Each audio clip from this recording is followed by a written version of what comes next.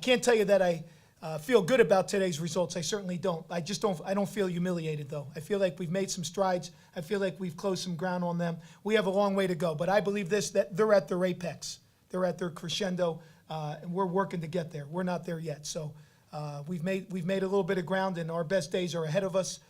We had a number of players, just from my observation on the sideline, that looked to have a good day to a very good day. The obvious one is Lorenzo Woodley. Was a tremendous workhorse for us. I knew he was durable. I just wanted to see it happen. And man, oh man, was he durable today.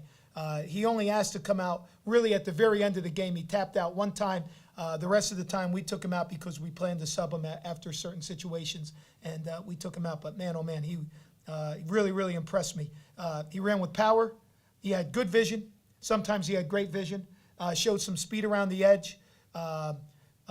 Some downfield moves. Really was a complete running back from that standpoint, carrying the ball. Still has work to do in his pass protection. There was a couple glaring issues. I know this, though. Lorenzo's a tough guy, and he's a smart guy, and he'll become very, very proficient in that area over time. The next guy is Brendon Levengood, and man, oh man, did he step up today. And once he made that first kick, you could see the confidence in his eye, confidence in the football team, and I feel really good today coming off the field about our kicker. I feel really good today about our PAT field goal team. It was ideal conditions out there, and but nevertheless, he really gave our team a boost. And then I think a couple other guys that just stuck out. Ed St. Ville, he was all over the place, not only on defense but on special teams. He was around the football and was involved in a lot of plays. So with that, I'll open up for any questions. Joe, did you come in expecting to use Lorenzo that much? Yeah, we did. I'll stop you. Yeah, we did. How many other guys were available, and was it Lorenzo you wanted to see his durability, or was it by necessity? It was really out of necessity. Jamal Wilson didn't suit up. Stacy Bedell was during warm-ups. He just said, "Coach, he goes, I can't go." And so with that being said, we knew that we had Lorenzo. Then we had two great young men that are company guys that have been with us, non-scholarship guys, haven't carried the ball yet for us. And then we had another guy that's not on scholarship that I like a real lot, and we tried to avoid playing him and using his red shirt this late in the year because with the bye, if we didn't have the bye, we would have used him. But we think we'll have Jamal back, at least if not both Jamal and Stacy, and we should be deep enough going into the game after the bye. Who's the guy you're talking about that you didn't want to use? Shad. Oh, okay. Yeah, he has shown a lot of promise. He's got a long way to go too now, but nevertheless, if we had to use him today, I certainly would have put him in the game and not have blinked. You said Lorenzo tapped out at the very end. Yes. 38 carries kind of his ceiling? I guess right now we would say 38 is when he hits 38, he's probably maxed out. Is he the kind of guy who looks a little better when you got him going north-south through the tackles? Well, he bounced a couple and showed some speed. There were some times he was just in a bad one-on-one. I mean, he had nowhere to go and couldn't beat the guy out in space. But obviously, with his size, it's easy to say he's more of a north-south runner. I would say this: he's a pretty good cutback runner too. He can jump cut, can see things on the backside. Again, playing running back is not like playing quarterback with all the decisions, but there's a lot of things you have to see, and you can't play looking through a straw. Your vision has to be broader than that, and with reps it gets better and better. He just doesn't have enough reps yet. Was this close to the kind of performance you had in mind when he made that last-second decision to sign last? Well, yeah, we knew this is the kind of back that we need him to be. What he demonstrated today. Now he averaged 4.3. There was he had a couple yards and losses that take away from that yards per carry. I think over time, when he gets into our winter workout program and goes through a full summer with us, that 4.3 is going to be 5.3 next year and 6.3 the next year. I really believe that. He just he's a worker, but he just needs more time in the weight room. Another coat of armor. Another coat of armor. The best player you played this year? Yeah, he is, because he's he makes it all go. There's not been another player that the whole offense is so dependent on. And I know that Coach would say, they've got a great O-line and they've got some other great things, but he really makes it go because all your focus is on Jordan. It has to be. You could see him in one-on-ones. He killed us today. And, I mean, there's a lot of campaigning going on over there for a BCS game and also for a Heisman. You think they deserve one or both? I would say this, let's play the rest of the games, but he certainly should be in the conversation, and that football team should be in the conversation. Oddly, do you root for them the rest of the way? You know, I do because I just think that's such a good football team. They deserve a shot to be in the BCS. And how good is it for the league if they have that kind of success? And not only, and then for every other school in the league, financially, it seems you get a little boost if they go to BCS bowl. Yeah, well, I think it's good just to show the strength in our league, and to say that our league champion plays in a BCS game. I think that's just good for everybody in our conference. Okay, two-parter, Coach, regarding Levengood. Number one, and the risk of getting too technical. What is it from a technical or semi-technical standpoint that enabled him to be so successful today? I mean, just don't go out and pick the ball and. You know, here's what it is. We've had great consistency in our battery. Vance Barton, Jeff Strait, and then whoever the kicker's been. And those guys work together day in and day out and day in and day out. And our specialists don't mess around in practice. I mean, they work. And the amount of reps, I think that had a lot to do with it. It's a great surface out there. It was about as beautiful of a November day as you'll ever find. So I think all the stars were lined up for him to, really build his confidence. What's the status of Trey Dudley-Giles? You know, I can't answer that right now. I know he was basically lost for a good part of the game, like so many other guys. It's just the way it was this week. He's just not playing, or? Oh no, he had an injury. Oh, Oh yeah, we didn't Yeah, take that's Trey why. out. Believe me, no, I was. So it's not- That's the first thing so I it was- said. so Why it is wasn't Trey not injury, in there? It wasn't something else. Yeah, no, Trey. Yeah, exactly. Did you have any initial indications on Shane's injury?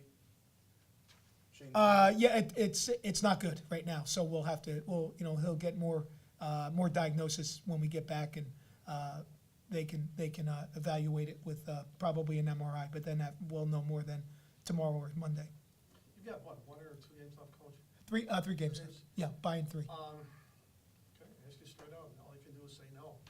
Is Brendon going to be the man the rest of the way? Or? Well, I figured somebody would ask me that question, and why wouldn't he be right now? I mean, the guy was on fire. His kickoffs were good. His placements were excellent, and man, the ball came off his foot today.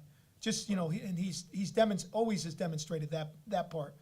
I should say the ball came off his foot, and it was very, very accurate. Sleepers. What can you say about Wagsman? You know,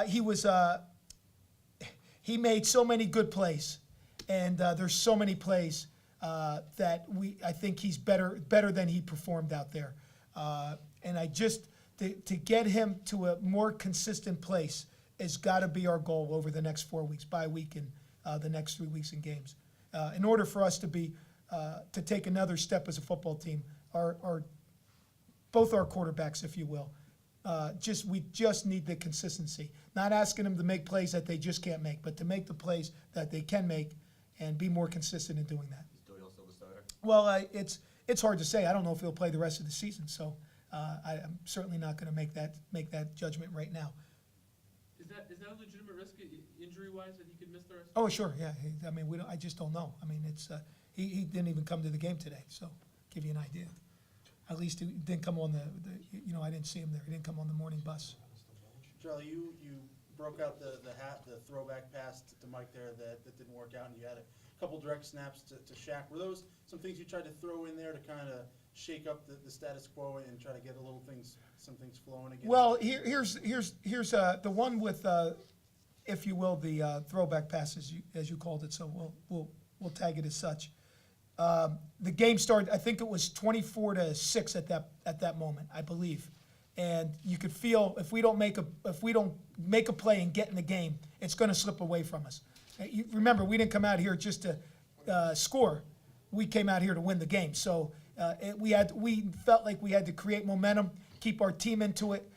When they score 4 series in a row, you better do something to keep your team hyped up, and that's what we needed to make a play, and certainly we had a shot at it, and it just again it's sometimes just comes down to individual efforts and guys not maybe doing the best they can do on a given down.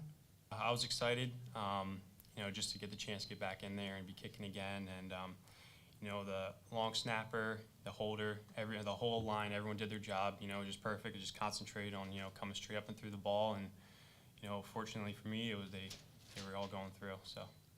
Was it you kind of know at the beginning of the week that you probably have a chance and you kind of start preparing again like a starter? Yeah, beginning of the week, Coach Molnar and Coach Dasher said, it was a competition between me and Blake to see who was kicking this week. Just went out there and I kicked well, and Thursday, Coach Molnar told me I was getting the start, so I was just mentally from there getting focused. Blake's in the past talked about how the winds can be a little tricky because of the open-ended stadium. Were those conditions as perfect as you could have asked for? Yeah, it was pretty wind-free today, which was perfect for kicking. Yeah. Excuse me, Brendon. How did you manage the, frustration, for want of a better word, for not getting in there? With all due respect to Blake. Yep. Okay, because everything is, usually determined in practice and so on. But like a phrase I use, like, a guy gets upset or frustrated, he might want to kick the cat. Always go home, kick the cat out the window because you're not in there. Yeah, it is frustrating. I want to be in there, obviously. That's what I'm here for. And I don't know, I just stayed positive, and I was given a role for kickoff, so I took that seriously and did that to the best of my ability. And whatever they asked me to do, whether it's just kickoff or coming in and kicking field goals as well, I'm going to do it, the best of my ability. You had the 46-yarder for your career long. Had you kicked something longer than that in high school or practice before? Practice I've hit 65. That was my long. But in a game in high school, an all-star game, I hit 45. But previously, I think it was only 38 here at UMass. Yeah. The mindset I had about, coming in, knowing I was a starter, I had to, grow up fast. And I felt like, you have to, step up and, be mature, even if you're a freshman, and, play to the best of your ability and carry this team and help this team win a ball game. Obviously, you come in. Obviously, the result's not what you wanted, but is this the kind of running back you felt like you could be coming into the season? Yeah, I had a lot of knick-knack injuries, in camp, and I feel like, I was healthy. This is the healthy me. That's what I can do when I'm healthy and 100%. And I feel like, I can do that. I could have did that plenty more times, as a healthy back. But I was hampered by a lot of knick-knack injuries that kept me off the field. Something special about doing it against the top 25 teams to start with? Yeah, it was kind of good, but I expected them to be a lot tougher. But I like, as far as the defense, but I felt like I handled it pretty well. Is this a chance for you to kind of build some momentum going forward during the rest of your season? Yeah, it's a good start for me. I feel like I'm going to get better and better each game. I still have some improvement that I need to work on, but I feel like I'm going to keep getting better and better. Charley mentioned that you didn't ask out of the game for whatever reason until the very end. Is 38 carries kind of your the upper echelons of how many you've had in a game? Or 38 carries is how much I've had in my whole life playing football. I never had this many carries in the game before, but yeah, it didn't really feel like much. I feel like I could handle the workload, and I feel like I can handle it more and more every game. How do you feel now? Tired? Is it sore? I'm a little. I'm still good, but I'm a little tired, of course, but I'll be all right. Yeah, so last drive against Western Michigan, you basically led what was probably the best drive UMass had this year. Yeah. Do you feel like maybe this was a little momentum coming off of that? Did you know that after you scored that touchdown to almost tie things up that you were the #1 guy now? Yeah, I was just trying to build off last week's performance. I felt like, if I can lead the team on that drive, why can't I lead the team in the whole game? And that's what I was basically trying to do throughout the week, have a great week of practice. come out and execute against NIU. Unfortunately, we lost, but I was just trying to play my game. I was just trying to, do my part, so I won't have any regrets coming off the game. I know that I didn't let my team down, and that I played the best of my ability and gave it all I got. Is it hard changing quarterbacks from week to week? Yeah, well, it's not really. I think Mike and AJ. I'm pretty I'm pretty comfortable with the both of them. So I feel like it wasn't a big issue to me to changing quarterbacks. But I hope we can get AJ back, so therefore we can have 2 healthy quarterbacks. Lorenzo, is there something as you come into a bye week now? Most teams, people maybe want to get healthy and so forth. You've got some momentum going. You hate to see a Saturday come without a game now after the way that last week ended and this week went all the way through. Yeah, but I don't think the bye week is gonna take me off track. I'm just gonna use this week, take care of my body, keep myself at 100%, and come back against Akron and have an even better game than I did.